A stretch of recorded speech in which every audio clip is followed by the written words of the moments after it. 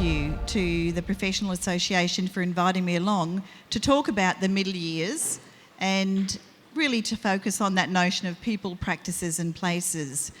I'm going to kick off with a very, very short YouTube clip. It takes about a minute and a half and it sets the context for the conversation that we'll be having.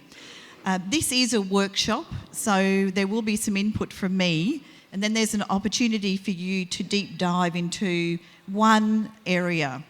So we'll do that and get you out for lunch at 12:20, I promise. So we'll start with this really nice YouTube clip that really focuses on why the middle years and why we're interested today in looking at this.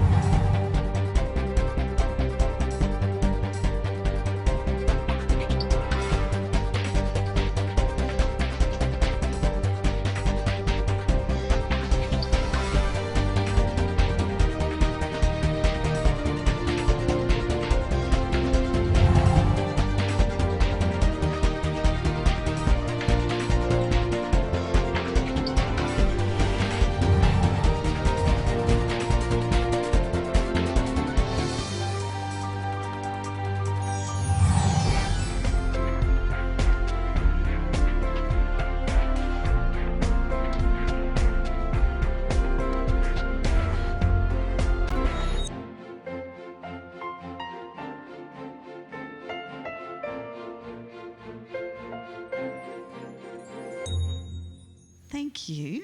How was that? Did that resonate? So pretty much I'm done, so we can talk now. There's so much in that. It covers so many of the elements as to why the middle years are such a focus and such an interest at the moment. And I understand that you're on a journey to actually address some of the things that have been highlighted in there, and that in 2022 you will be moving Year 7 into secondary school. So I wanted to share with you a little bit of our experience in Queensland, but I also wanted to connect with the topic of today's and tomorrow's sessions and that unknown future and the uncertainties around that, so that I can highlight why I think it is that it's a fantastic move that you're putting in place to do this right now. So, the middle years. We use various language to talk about these young people, and in the topic I talk about people, practices and places, and that's a nod to the Adolescent Success Association, which has really been working in this area for 20 years or so at developing kind of the key elements around what it is we need to be thinking about with an intentional approach to these middle years. So middle year students are those who are in the early adolescence period, so 11 to 15 years. Middle schooling, and it may have appeared on the brochure, I can't remember now, but middle schooling is actually more of an international movement around certain approaches to incorporate or to highlight as part of delivering learning across this age group. And I'm not necessarily an advocate for middle schooling. I think it's an ideological position, but it's about elements of that and what we can do within our systems and structures that do indeed intentionally address these middle years needs. And then there's junior secondary. And junior secondary is what we did in Queensland and what we're doing every day now with our year 7 to 9 students. And so introducing you to a little bit of that and what it looks like and why it was put in place, what are the features and how it's working. So I will talk, every now and then I'll say junior secondary. I'm referring to one systems approach to this and why it has been put in place in the way that it has. I'm going to do that fairly quickly, and then I'm going to move into some of those broader issues about why we're doing middle years work at the moment. So a little bit about me to contextualise, I guess, the journey and what's happened in other parts of Australia. So when I was my first appointment was to a school called Rosewood. Does anybody know Rosewood in Queensland? No, beautiful school. And it was actually a P10 school at the time. And when I walked in the doors, I was given 3 Year 9 science and 3 Year 9 home ec classes. And essentially, I was left there to my own devices pretty much, a P10 school, quite a small school, and automatically fell into this kind of pace around understanding young adolescent learners, which I might say I really did not have as a background coming from university. It was kind of covered developmentally as one big wrap-up around adolescence, but none of the particular issues. And so that required me to take some action in order to be effective as a teacher in that space. So right from the beginning, I had this interest in the middle years. Sorry, I didn't address that one. And so too, the wider environment in Queensland. So over the decades since my experience started, we have been able to document in Queensland this pattern for our middle years learners. And it's not a story that is particularly, and there's lots of data that sits behind this, and we can share these quite dramatically, and because we've collected the stories around it. But we know that across these middle years that students make the least progress. So kind of incrementally increasing, suddenly there's a flat line. And then there's an incline again following about year 9 and into year 10 and onwards. We also know that the gap between the highest and the lowest performing students is greatest across these years compared to other years. This was our story. And also that students were less engaged. I'm going to come back to engagement and what that means now, later, because I think the engagement story is actually the wraparound for this entire, I don't want to use the word movement, but initiative around our teaching and learning for these years. We also know, and it's part of that story, that there is then a plunge, it's called the middle school plunge or middle school dip, where some students, and I talked about the range, but some students actually go backwards in their learning. Again, well documented, well theorised, and what does it look like? It actually looks like reverse learning taking place. So students have been at a certain point and they've actually plunged. The learning can be 10 to 14 months of school achievement that this kind of plunge takes place, where students are going through a whole lot of issues, challenges that might be associated with transition, that might be one of the factors. So we remember the video that you saw at the beginning there about shifting from a situation where they've had one classroom teacher, transdisciplinary learning, into situations where they might have had very separated learning taking place. We know that this plunge or dip is fairly widespread. It's typical, it's not atypical. And it's significantly more profound in students who lack literacy skills and to a large degree numeracy skills. And so one of those success factors for secondary learning is around having those high literacy skills. So the point is that all of these things are coming together around about this stage of young adolescence. And there's a kind of a key moment there around puberty and development that links all of this together. Our data in Queensland, so referring back to the Queensland story, and we had been undertaking a longitudinal study from 2001 when we finally got this whole work on the agenda, revealed very, very specifically that Year 7 was what we call a stocktake year. Students were basically learning nothing new in Year 7. So their curriculum was quite well structured up to Year 6, where it was continuous and developmental. And then at Year 7, there was this real focus on making sure that everyone's ready to go to secondary school and to the different style of learning. So we called it a stocktake year. And so all of these factors were coming together. Okay, so what caused all of these things to occur? It's actually a combination of factors. And this combination, some of them we can take on board and address, and others are pretty much out of our control. The first one, of course, is the onset of adolescence, so puberty. And for girls, this happens at about age 11, for boys at about age 13. And we'll talk about what that means in terms of learning as we go through the presentation. The social adjustment that occurs, either around this transition or just in general, as young people hit puberty, and their identity issues, etc., etc. Students' perceptions of secondary school when they're in a primary setting, whether it be a P10, I think you call it R10 here, or an R12, or it's R7 and then 8 to 12, perceptions. There are lots of perceptions that young people have about moving into this environment. And those perceptions can be negative and positive, so they're either enabling or inhibiting or a combination of both. We know that socioeconomic status, cultural factors and family support are contributing factors to this plunge or dip and the retrieval of that. Then we look at things like the structures, the time, so remember the people, places and the practices. This is where we start thinking about, well, the practices in fact then become issues for young people as they're travelling through, journeying through their learning, where practices may actually make it more challenging for them to transition into a secondary environment. The linkages or lack thereof between schools. And it's very typical for a high school setting to have 13, 14 schools feed into that setting. So what's being done around that transition into, in terms of the individual learner? What goes with them? What is the kind of feedback? Do teachers loop across those school systems so they get to learn what's going on and learn individual students? So the capacity to do work in those spaces is actually quite profound. It's how much we actually do it. And the curriculum and pedagogy, which we'll come to later on again. I'm practicing a lot, promising a lot later, aren't I?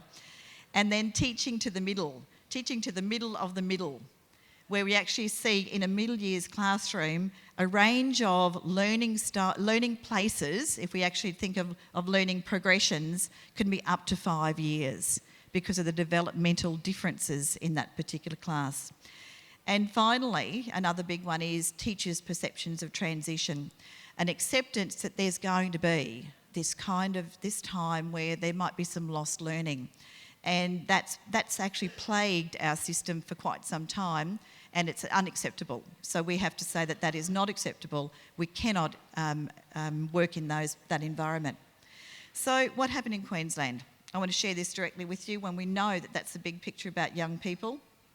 If we look at the nature of young adolescents, and I'm not going to dig deep today into the developmental aspects, so physical, social, emotional, intellectual, all of those things, which we have deep knowledge of as educators. But I'm going to share with you how we pull it together and what that means in terms of our practices. So young adolescents themselves, think back to the YouTube clip, the fact that there's a whole lot of issues that are associated with transition. I'm not talking about moving from one school to the other. I'm talking about all of the things that come with that. because transitions might be internal. It's about learning environments, the places that we give them to learn, the nature of the teachers, the nature of the structure of timetabling, etc., etc. Creates those challenges that I've referred to, and then we can have a structural response to that, so we can do something about it. And alongside that, we need to have a philosophical investment. Now, this is where I think there's a lot of opportunity in that intentionality about what you're doing with your Year 7s. Are you moving your Year 7s because it's a decision of the minister to do that? Are you moving your Year 7s because you have a really strong rationale and a purpose around that? And that's going to be your success factor. If you've got a purpose and that purpose can be clearly conveyed to all the people who are part of that, then you're going to have success. Now, in Queensland, and I'm sorry, but this is my kind of connection back there, and I'm not holding it up as perfect by any means, but the purpose became really important to what has been now named the most successful major reform of schooling undertaken in the last 50 years in Queensland. And various people will say that, and they're not me. They're people who've been part of that whole process, and they're now living as a result of that in the environment on a daily basis. It's about changes in student outcomes that are measurable, that we can point to and say, this has worked for these reasons. So we have a data story and a narrative around the success. So there was an agreement that there needed to be a framework around the transition. So it was more than moving Year 7 into secondary. And the baseline story around this began in 2002, when our Minister for Education then, Anna Bligh, actually made a decision to change our school starting age. And it moved from the beginning of the school year to the middle of the school year, and our students were entering school 6 months older. And that change occurred in 2008, which meant that our roll through into 2015, the start of 2015, meant that our Year 7s were 6 months older as a collective. They had undertaken an extra year of schooling because we'd also added prep, and they were doing that stock take year. They were losing a whole year of learning, and we were about to reinforce that with an extra 6 months because they were 6 months older. So the decision was taken at the time, the 2008 decision, to change the start and to address that stock take year and the dip that you've seen there, which we can quantify really well back then. So it took through till 2015 to actually see that change come through. It's really interesting how big effect that change will have. So at university now, where I am, we're actually seeing the last of the half cohort, because if you change the school starting age, you've got a half intake of students, and they're actually in Year 12 now. So our students graduating from school in Year 12 are that cohort, and it's a 63% cohort. So great opportunity for them in terms of progressing out of school, because it's a small cohort. But guess what? Next year's Year 12 are the first cohort where Year 7 was moved into secondary. Next year is the first year where we have a full 6 years of students in our secondary school context, whether they be R12 or whatever the formula is.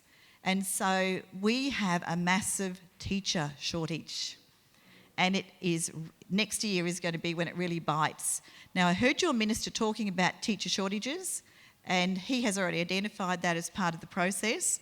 So part of this is getting that reform in place, because it'll be playing out for years, and it'll see that 6 years to get to the point where you need your teachers constantly, but you've got a 6-year timeline, am I making sense? About when the biggest hit actually occurs. And then for us, it flows through into universities. We've got another 3 or 4 years of a small cohort that'll come through. So it's impacting the whole of the education sector. So your shift of Year 7s to secondary that decision is a massive decision. And I know that some of you will think, well, it took long enough. But the reasons are profound. And so this is having kind of a structure around it then becomes small work in a sense when you understand how big the impact is. And so the small work that took place with this shift of Year 7 into secondary, which was actually the big work, is why are we doing this? Okay, what is the intent around this? How do we conceptualise it? How do we engage with all of those elements around middle years learners to optimise the success? And so the junior secondary signifying practices were developed. And these particular practices are built around those 6 elements there. So I'm sure you will end up with something that conceptualises your approach, and I know that people are working on that within the department and they've been consulting widely around that. But for this particular approach, distinct identity is recognising that these young adolescent learners are not the same in the way we need to be working with them pedagogically, in leadership, in the way we deliver curriculum, in the way we engage them in learning compared to our Year 11 and 12 students. And so it is about developing that deep knowledge. For us, it was also around Year 7, 8 and 9 and completely revamping that whole package. So it was not about putting a 7 into secondary, it was about thinking about how we did 7, 8 and 9. And then 10, 11 and 12 become a different story, because by then, a lot of the issues that I started talking about have been either resolved, attended to, or if they haven't been, there are really important issues that need to be implemented around engagement at that point. Student wellbeing, the obvious ones here, social and emotional wellbeing highlighted, but generally all elements of wellbeing, having parents and community involved and part of the initiative, leadership, and this is you and this is your school teachers, because they are the pedagogical leaders and they all must have key leadership roles in this initiative, but it's also the students as leaders. And you do have that one anomalous year where you have Year 6 and 7 being the school leaders together. And the year, that 1 year, which is for you, 2021, am I right? Yep. And that's going to be a tricky year. It was a tricky year for us, but innovation prevailed, and there's some really exciting ways of attending to that and not having those Year 7 students feel like they missed out, or the Year 6s, so it could go either way, but actually some great initiatives around that. We had 19 pilot schools, and those 19 pilot schools were really instrumental, so the year before, in coming up with solutions around those problems. So you've got 3, but look at those 19 schools as well, because they're dealing with exactly the same issues, and there's some really nice materials around that.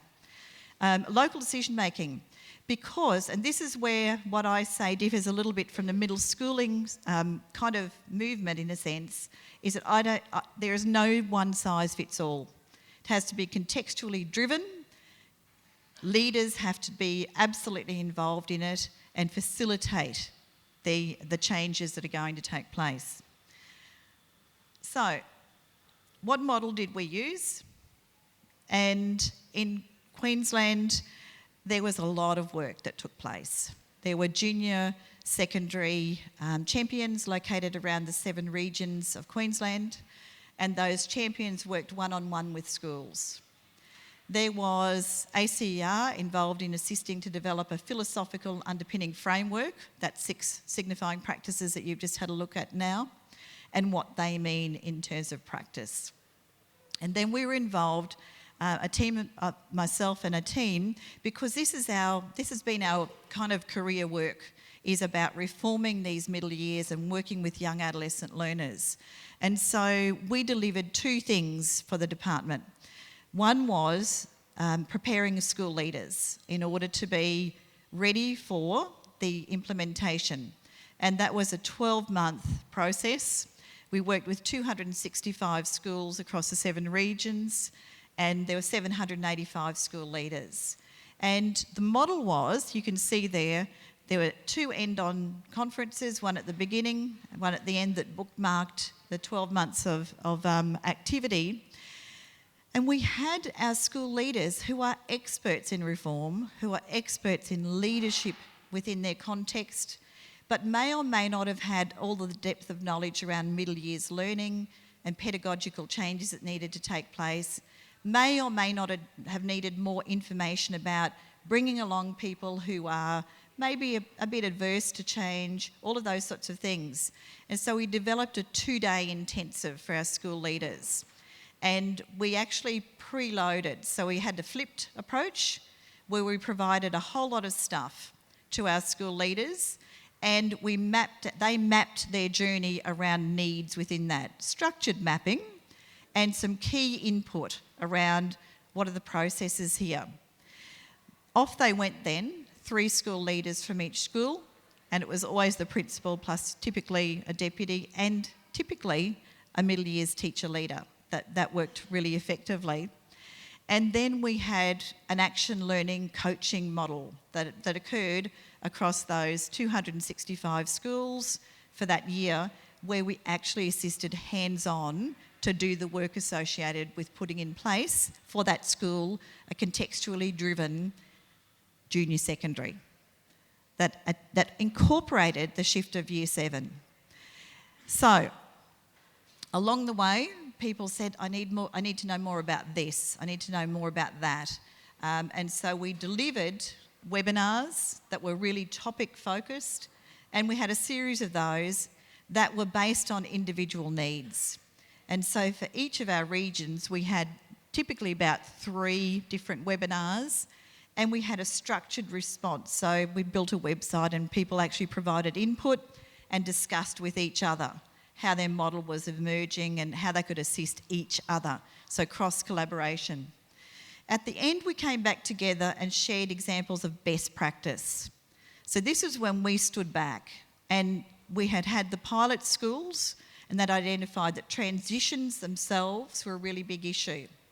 Getting teachers ready to rethink their pedagogy was a big issue. The community and changing the kind of views of the community was a big issue. And so we developed best practice models around that during the course of this, and then schools shared what they had done, and it was typical that they were aligned with a best practice around this. Our final best practice model was around evidence, because of course everybody needs to know if what they're doing is making a difference, or is it simply reform for reform's sake because we've told to do it differently. And so building a whole kind of set of reform around evidence, and everybody did that. We specifically worked on teacher efficacy, so their confidence and competence to reform, and how the school leaders were then undertaking the professional learning in their schools to develop their capacities within those environments. Alongside this, we delivered online learning modules with a volume of 22 hours of learning, and we delivered that to 1,200 Year 7 students who were moving with those students into a secondary context, and 1,400 Year 8 plus teachers who had an interest and really wanted to become engaged in this. And those online modules were developed, we delivered them as synchronous, so in 2-week blocks. We delivered those 4 times across the 12 months because we wanted people to be able to talk and share with each other. So that was a really exciting part of the reform, quite separate to the leadership leading change that was occurring. Underpinning all of this was this model, and it's an educational change model that we developed specifically out of research that was conducted nationally around working with in the middle years. And so there's essentially, I'm sorry, you probably can't see those words, but you will get to see this. Major reform takes about 6 to 7 years. So hey, guess what? We're only in Queensland getting into the consolidation phase now. So it's only now, and it about aligns in this particular instance with how long it takes our first young people who are the middle years, people moving with Year 7. That's pure chance, but it's kind of gives you a sense of the timeline that major educational reform takes. So within the initiation phase, which takes 1 to 2 years, there are critical components that need to be attended to. And if those critical components are not attended to, then later on there's what we call a dip, and it will take a lot longer for that school or context. So our leaders were initiated into this whole reform model and given all of the tools to work around the components that sit within that. And in the development phase, obviously, and finally that consolidation phase, which is about sustainability and genuine change based on purpose and intent. And that purpose and intent then becomes normalised. We now have a new system in place, and it takes that 6 to 7 years. So that was my introduction. So now, what I really wanted to do with you was, and I'm very conscious of the time and I'm not going to agonise over this, I wanted to get you to a stage where you start looking at one of the resources that we use. In my presentation, I focus on the new work mindset and what it is that we really need to generate in terms of thinking for our young adolescent learners. And I intentionally kept this in there. I presented this, something similar to this, last week. But it's not new material, and Alan spoke today about the thinking that goes on in this particular space. And so I do want to highlight for you, because you'll get these resources, this is actually the kind of thing that we deliver to the teachers and in the school leaderships in order to have a framework to think about why it is we need to do curriculum and pedagogy differently. So I'm not kind of doing this now, I'm sharing with you, this is the kind of stuff we do, if that makes sense, in order to develop that need, that purpose, that engagement, that buy-in. So we've got a really clear philosophy about why we're doing this shift of Year 7 into secondary and what are the key elements. And so we talk about the new job clusters. And this is Foundation for Young Australians work. It's brilliant work. It's based on 4 million job advertisements over the last 5 years, and why it is that actually we need to get moving really quickly because the jobs have already changed. And we're developing, if we think about the economic rationale for our work as one of those tenets, then we can actually see, and we look at those, actually I should just, because it's interesting, isn't it? It's fascinating work. But essentially, the circles represent where our jobs are right now, not in the future, right now. And their work then predicts where in the future work will be. And then it back maps and said, what are schools doing about this? Are we still producing the kind of work ready or the work mindset they talk about that's needed to be successful and to operate in a new kind of work environment? So this is, as I said, the kind of rationale we use. And I'll quickly put this stuff up here and then just you get a sense of it. Oops, so fast. If you look there, teachers are in the informers mindset, which was one of those work clusters, one of the big work clusters. And there's a lot of differentiation in that cluster. So 142 versus 10 in the technologists, which was another big cluster. Lots of jobs there, but hey, the jobs are very similar. So already you know that certain areas will need certain different types of capabilities going into the future.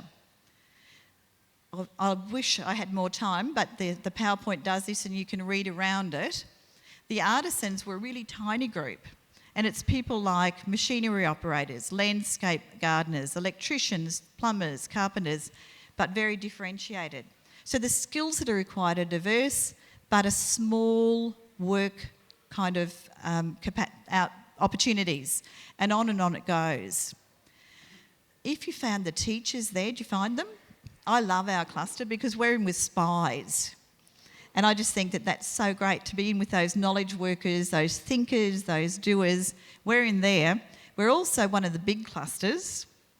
And if you have a look at us, that's our industries. This is the other piece of really interesting information that comes from that work, which I think is just amazing.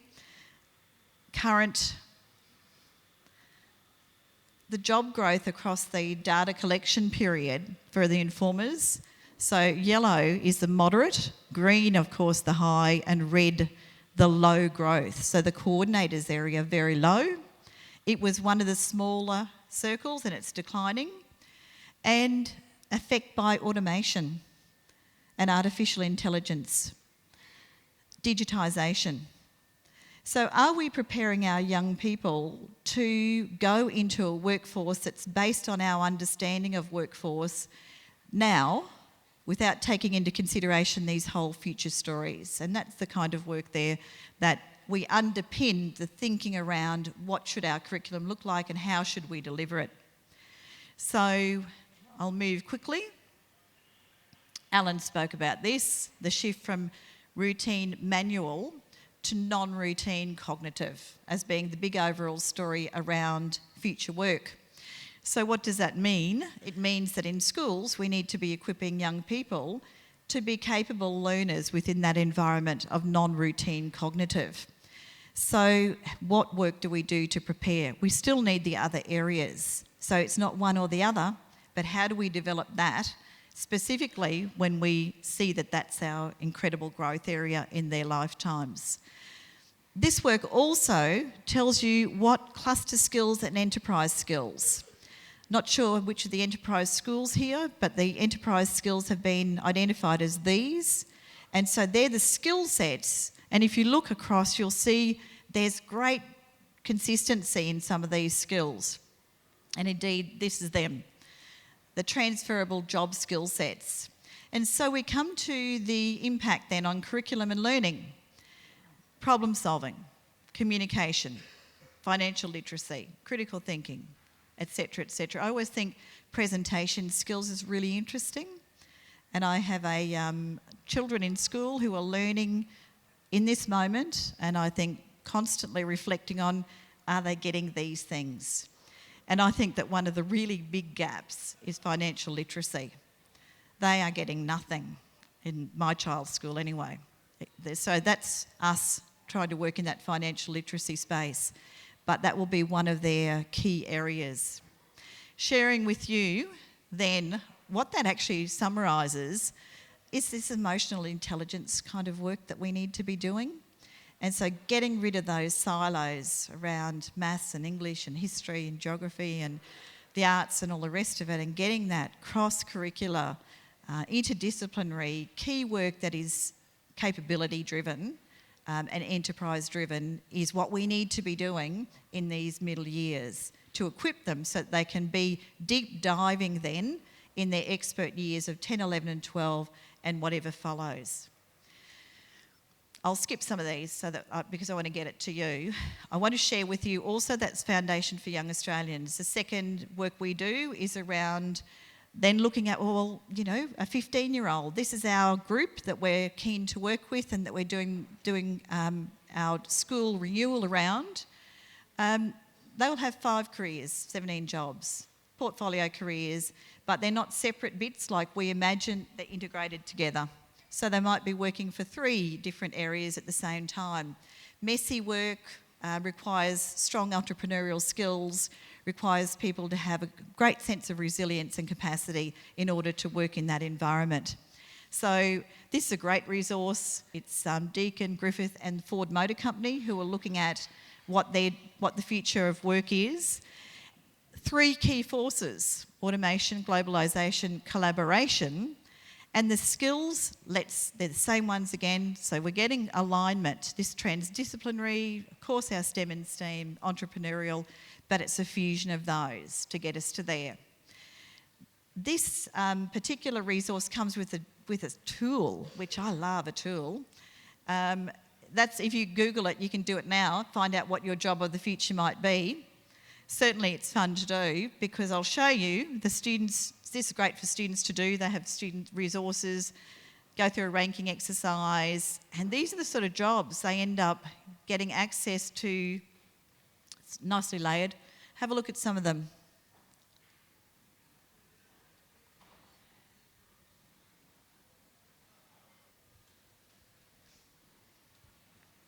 Some of us might like to be a nostalgist, thinking about how good things were in the past.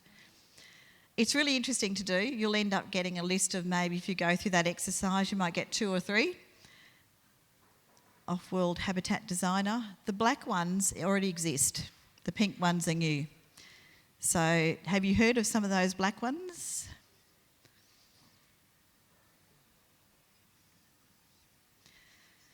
So that's a framing, a lens that talks about why we need to think about our curriculum in the middle years. Okay, so how are we actually going right now? So if we think about how you're going in your school, you've got data about that, you've got a sense about it, you know about students' level of engagement in your school, you know if they're achieving to their potential. So this is another source that actually says it's one of the ones that it's a UNICEF one. It looks at 48 high-income OECD schools that spend a lot of money in schooling. We're one of the highest. We spend a lot of money on schools. Are we getting bang for our buck? Well, the top 10% in terms of student satisfaction and student achievement connected to their family context. So not just what they're achieving, but in terms of their social disadvantage. So taking all of that into consideration, the top 10% of schools are in the light blue, the next 10 in that dark colour, and the final 10 in red. Guess what colour we are? We're red. We're in the last 10% in terms of, we actually sit in there at 30th. In preschool, we're 36 of 41, primary school 25, and secondary school 30. Which basically says that we're doing all this amazing stuff, but in terms of the outcomes that have been modified for students and their historical background, etc., that's the level of success we're having. One measure of success. That data was so shocking about Australia that UNICEF in Australia actually decided to ask middle year students a little bit about their school experience at the end of last year. And that's quite useful for us in terms of us right now and you in terms of your work that you're doing now, because this is the age group that you're going to be working with. So 1,001 students, not a particularly stratified, but it was across all of the states and territories. Now, the students talked about 4 areas around schools that they think needs a bit more work. Teachers, curriculum, assessment and home support. Now, it's quite interesting, isn't it? Remember when I talked about the pilot schools and what were the big challenges for those pilot schools? Pretty much reflected this. And the students are saying to us, pretty much these are the areas that are still not quite right. So we're grappling with things that are not just about getting the system right, but the ongoing nature of their experiences within them. So the students, of course, want to have relationships with teachers. They want to know who their teachers are, and when they do, they are more likely to be successful. Simple stuff. And happy.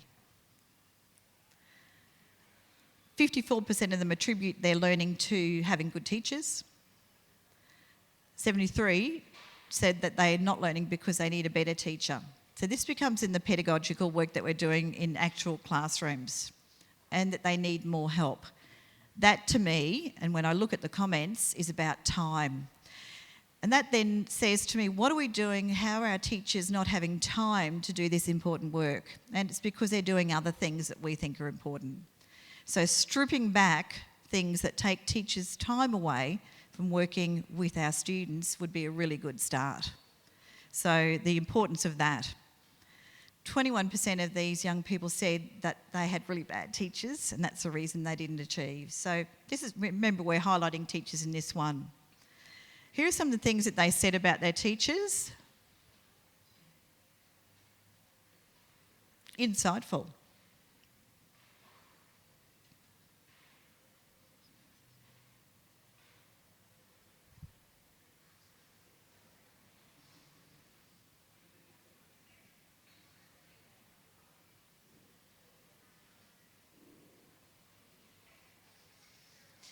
I read a lot of stuff about time in there.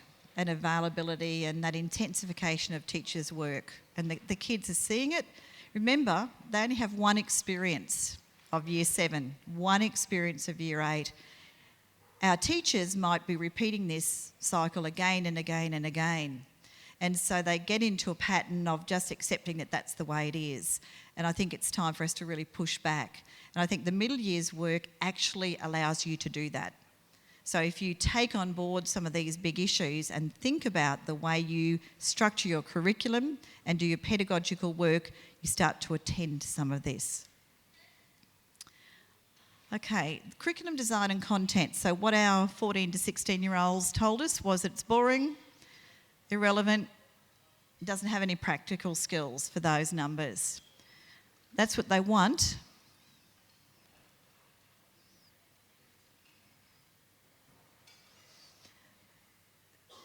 So we think about what we're preparing young people for. Connect the dots. We didn't spend a lot of time doing that job readiness, but the entrepreneurial skills, the general capabilities, all of those sorts of things, young people are telling us that's what they need, that's what they want, that was what might engage them. Their motivation. In actual fact, this group said they were really positively disposed. They think they're really highly engaged in their learning. And it's because a lot of them want to go to uni. They want to actually have their parents feeling proud of them. They want a good job and they want to work hard. So they see schooling as important to them. They also identified factors that motivated them. This is split by those sectors. And the extracurricular work, really strong motivators as well. Home support, remember one of our factors that we identified again. The more support, the more likely you are to feel that you're achieving and to actually achieve. And the students reported this level of engagement from home. So quite variable, in terms of what their experiences were around home support. So, some possibilities for us. No presentation about the middle years is complete without some brain work. And it's because lately, and I talk about in the last 5 years, we have learnt more about the human brain than we ever have previously. And so we know more about it in terms of what that means for learning and the way we work with learning. And we have some really lovely little videos that summarise this stuff. I'm not going to unpack it for you now. But understanding the human brain and why we as educators do need to be mini neuroscientists. Because whilst we're working with an embodied person, learning and the brain is ultimately our goal. So we want to enhance their well-being in general, but learning is our work. Learning is what we're on about.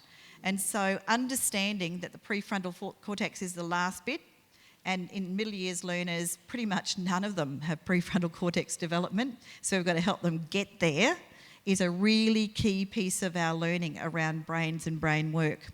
And that they have the emotional response as their primary response to you and to their teachers.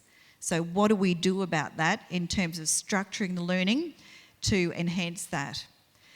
The middle years brain is at its second sensitive brain development period. There's one in that first 2 years of learning and now at these middle years. And it aligns with puberty. So at puberty, we see this synaptic pruning becoming a really significant part of the brain work. And that image just shows you there the synapses of the brain at birth, at 6 years where they're all growing, yay, lots of synapses, and then 14 years, the use it or lose it. So if you don't use synapses, they basically get stripped away and used for other purposes in the physical development of the body that's taking place. So we need to be working to develop synapses around the future world of work. How to be an important citizen, how to be socially and emotionally well, emotional intelligence, resilience, work, growth mindset. Those are the sort of things that we need to have embedded in. Even though we know neuroplasticity is absolutely alive and well, this is your chance to shape a brain at the point where it really has the most impact. So these are some of the things for young adolescents in terms of learning. I guess we now map across and say, is this what we're doing in our Year 7 classes? Are you doing that now with your Year 7 learners? And will you be doing that in your Year 7s when they move into secondary school? The opportunity to do so is there for everyone all the time, but these are the fundamental challenges around thinking and learning. In summary, that comes then into this continuum of engagement. And last year we did some work for the Department of Education. They were really keen to know what is the role of school leaders in moving from behavioural engagement to cognitive engagement. And is this a real thing out in schools? Are we actually achieving it? And the Productivity Commission of Australia is really keen to know the answer to this because of all that money that we're spending and where we're ranked, you know, how our students seem to be performing. Are we actually achieving self-regulation? Are our young learners getting to that point? Are our young learners resilient and persistent? And what are we doing to get them there? And so it's all about developing our curriculum, our pedagogical and our spaces for learning that take on board all of those considerations. So I'm going to now, because I want you to have time to workshop, I'm going to now share with you a pedagogical exercise that we give the teachers. These are some of the things that we know work really well for the age group we're talking about. And we marry those up there with that previous list. You'll see words in there from what Alan said. You'll see connections with what I've said. And now we're going to actually go to an activity that allows you to engage with a little bit more. As part of our work with schools, and at the moment I'm working with Catholic Education South Australia, worked with 12 schools last year, 8 schools this year on a year-long kind of thing that emulates pretty much what we did in Queensland. They've got some early adopters, have already moved Year 7 into secondary, and they're changing their philosophy around their Year 7, 8, 9. And so we developed a whole series of resources that are based on this early work. And there's 4 areas that we focus on. And one of the challenges that we always see when we work directly with teachers is that they're very clear about the way they go about their curriculum, their pedagogy, the spaces. And quite often we need to show the difference between an upper primary setting, a senior secondary setting, and what this middle years setting might look like that's different. So really kind of trying to finesse that a little bit. So we've developed this resource. It's part of our materials in our book, and it goes through and asks then teachers to think about it and think about whether or not they're doing it. So we have a whole series of exercises that sits around it. So one of the areas is curriculum. The next is pedagogy and how you actually do teaching in this particular space. And it's based around the developmental shifts for these middle year students. The next is around quality teaching. How do we go about then modifying our teaching to take on board those developmental issues? Lots of teacher characteristics associated with that. And finally, the physical teaching spaces. What we need to do with our physical spaces to accommodate this age group and enable them rather than inhibit them from learning. And so those enablers that sit alongside this. So we're going to do an activity to finish up or to wrap up. I'm going to ask if we can have one person from each school to put your hand up, please. One person from each school. So you will get a copy of this first, and then if we've got more, we'll just distribute on paper, on the table. Are you pretty much sitting with people from your school? Yep, pretty much. Good, fantastic. This is a summary, as I said, of those 4 areas. It's an activity that's designed to work with, that you as a leader might work with your school and get them thinking about those 4 key areas around the middle years. And the way we do it is jigsawing. So where we have one group, we'll look at curriculum, one at pedagogy, one at quality teacher, and one at Spaces, and then we jigsaw it. Have a conversation. What is it saying about the middle years in comparison to the primary or upper primary and the senior? Do you agree with it? What's your opinion about it? How would you advocate for that? And then finally, develop a little bit of expertise in the 2 minutes that I've got to give you of how you would share it across, when you jigsaw and come back together and share the learning across that area. Folks, in a perfect world, this activity would be probably an hour and a half long, and you would then spend 20 minutes chatting in your groups, you would jigsaw it, and you would share that expertise and have a conversation around it.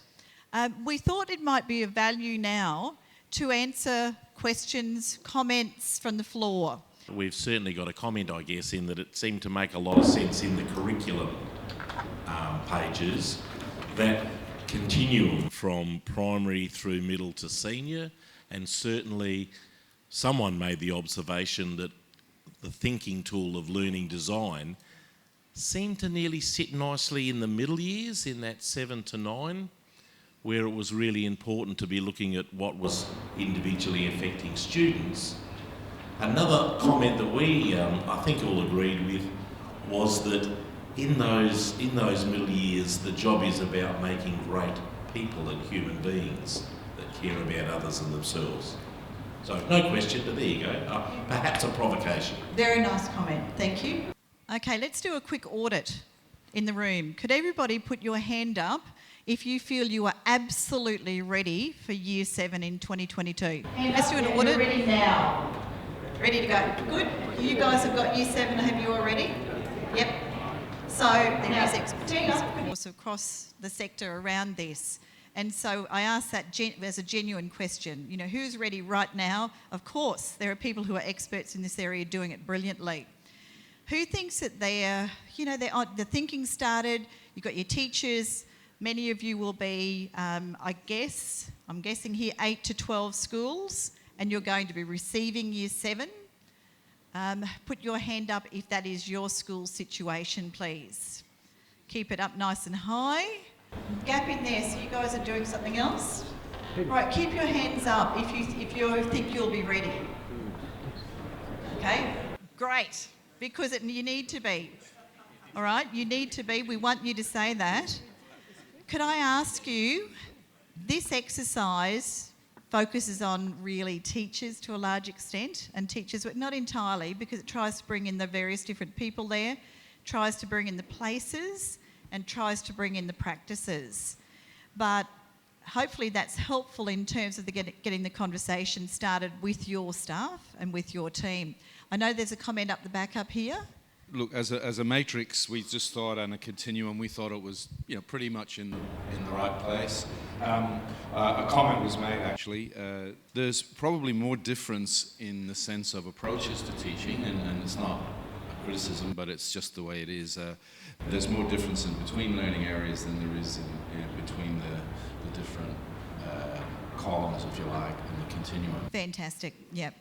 And this is, of course, a work you can improve on this all the time, and I think we know more too. I'm going to wrap up. Thank you so much. I'm going to wrap up with this this notion of NEAT, not in education, employment or training. I think it's a really nice thing to come back to as a bit of a wrap up, not because the work that we're doing is all about employment, training and future education, but there's this new phenomena in Japan called, and Japanese people will know that my pronunciation's way off, but it's hikikomori, and it's a phenomena which has there's 500,000 young Japanese people who are in this age group, so starting in the young adolescence but moving into the adolescent period, who are basically locked themselves in their rooms, play on PlayStations or other devices, or do other things. It doesn't have to be a digital kind of life, but they're kind of have been alienated by a lot of the stuff that's happening in society. And in the middle years work and your shift of Year 7 into secondary, I just want to really highlight that it's all about well-being. So we've just done this wonderful sort of thing that looks at work, that looks at curriculum, pedagogy and all the rest of it.